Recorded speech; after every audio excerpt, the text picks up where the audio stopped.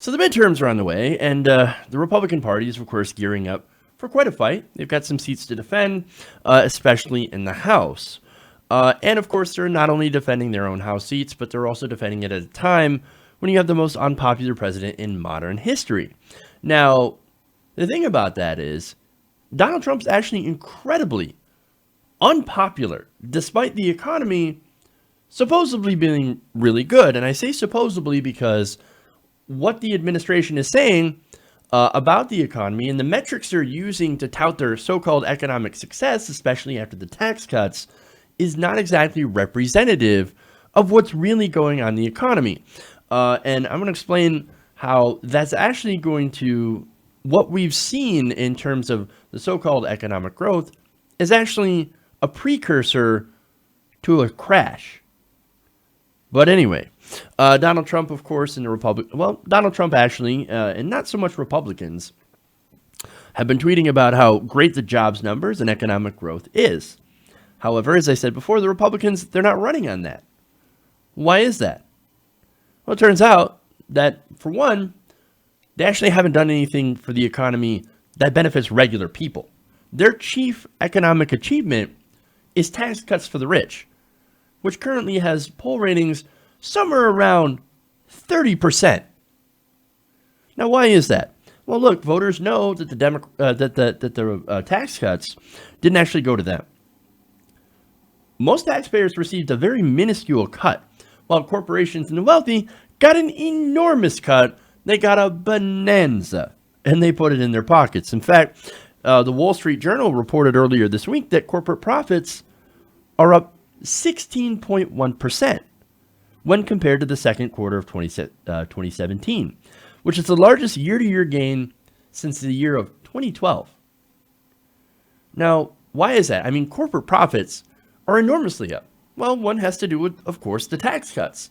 We gave giant tax cuts to corporations, and guess what? Their profits went up. They didn't actually increase pay to workers. They didn't actually expand jobs, more so than what they were normally doing anyway in the economy. So they took that extra money and they put it back in their pocket. And that's what they do every time we give corporations massive tax cuts. And yet, for some reason, the Republicans think we're stupid and think we're going to be like, oh no, this time, if we just give them more tax cuts, then they're going to shower that wealth upon us. It's not true. It's not true. And I mentioned stock buybacks, of course. Now, we have had record stock buybacks. Now, does that mean that regular people are doing better? No. Look, in fact, more people are less well off now than they were before the recession. Now, the latest data compiled by the St. Louis Federal Reserve shows that while corporate profits have been steadily rising since the Great Recession of the late 2000s, workers' share of those profits is still below recession levels. Corporations are richer than they ever have been before, but regular workers, they haven't seen a dime of that. Not a damn thing. And that's not an accident. The reason that corporate profits are so high is exactly because they haven't shared that with their workers. Right now, we have a rigged economy where even though there is low unemployment, employers refuse to raise wages and keep pocketing more and more money. This, of course, has a terrible effect on the economy at large. The Urban Institute published a report earlier this week that found that 7,500 Americans surveyed, approximately 40% were unable to afford basic necessities like groceries, rent, and basic health care. Now, the LA Times broke down that study as well, and they found that nearly 1 in 4 Americans also struggle with food insecurity. It gets worse. More than 35% of families with at least one working adult reported difficulty meeting at least one basic need last year. And almost a quarter of all Americans experienced food insecurity at some point. 18% faced issues paying medical bills, and nearly as large a percentage reported skipping treatment for an ailment because they couldn't afford it. These numbers are shameful. Here we are. We're in the wealthiest country on earth, right? And we have half of all Americans not being able to afford the basics for survival, while corporate profits have soared by 16% in just one quarter. That's all while you have one party promising, oh, don't worry, if we cut corporate taxes even more, we give more money to the rich, your wages will end up going up. Well, what happened? That didn't happen. It didn't happen at all. Wages didn't even keep up with inflation. In fact, you had inflation at 2.8%, and wages for this last year, going up only by 2.7%. Terrible, man. Now, not only that, but I'm going to show you how stagnant your wages have actually been. And look, you guys already know, those of you who are actually living it. But nonetheless, I've got the numbers for you. U.S. Census data shows that for Americans between 25 and 34, median income stayed relatively flat at $34,000 a year between 1977 and 2016. Now, remember, this isn't because of Donald Trump. Donald Trump had nothing to do with that. In fact, we've had Democratic presidents. This is still happening under Democratic presidents. You still have that flat wages. So, and look, that is even though, I should say during that whole period, you had the cost of college basically tripling along with median debt levels that went up, and everything went up.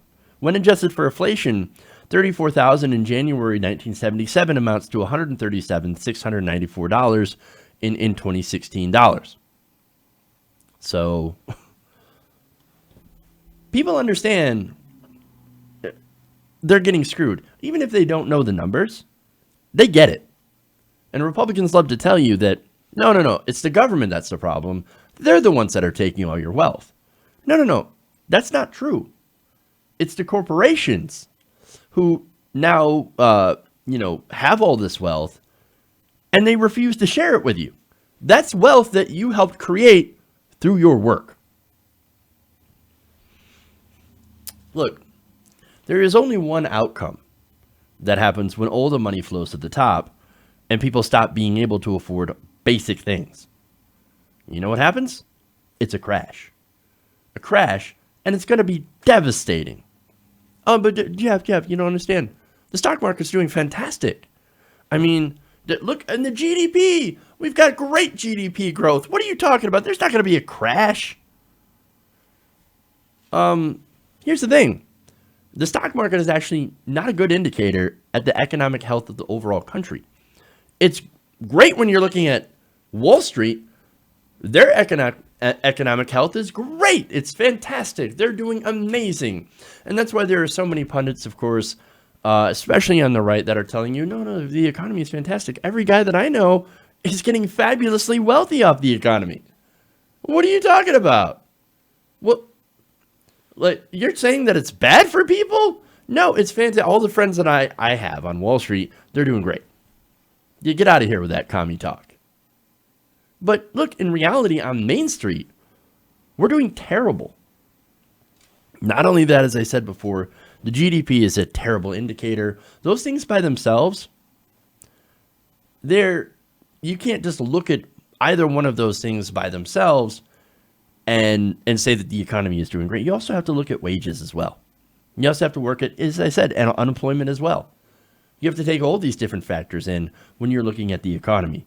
And right now, wages are stagnant.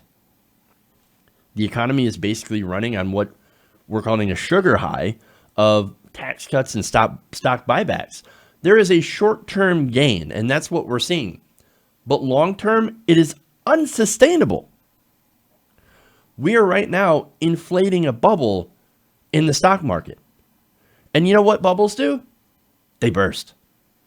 It happened in 2008.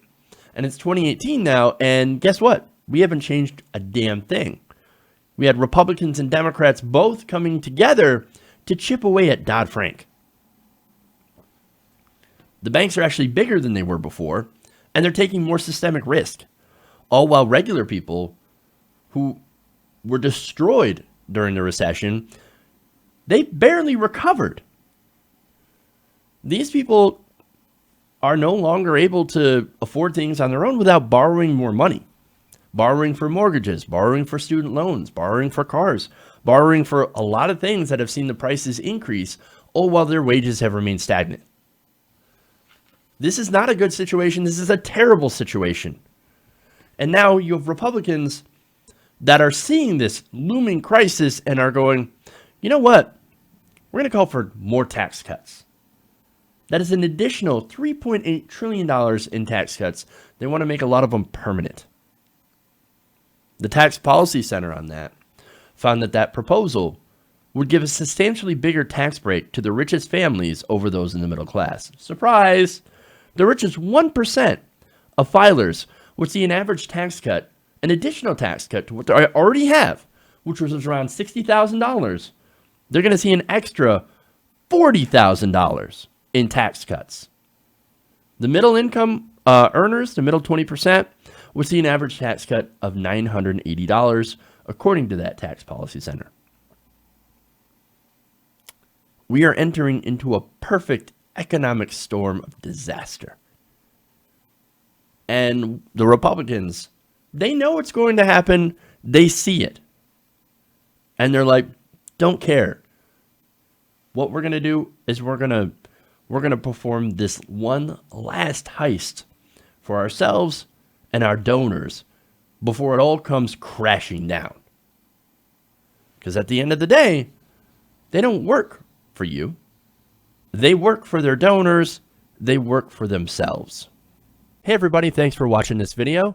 If you want to see more like this, please hit the subscribe button below. And if you want to support truly independent progressive media, please consider becoming a patron at patreon.com/TYTNation.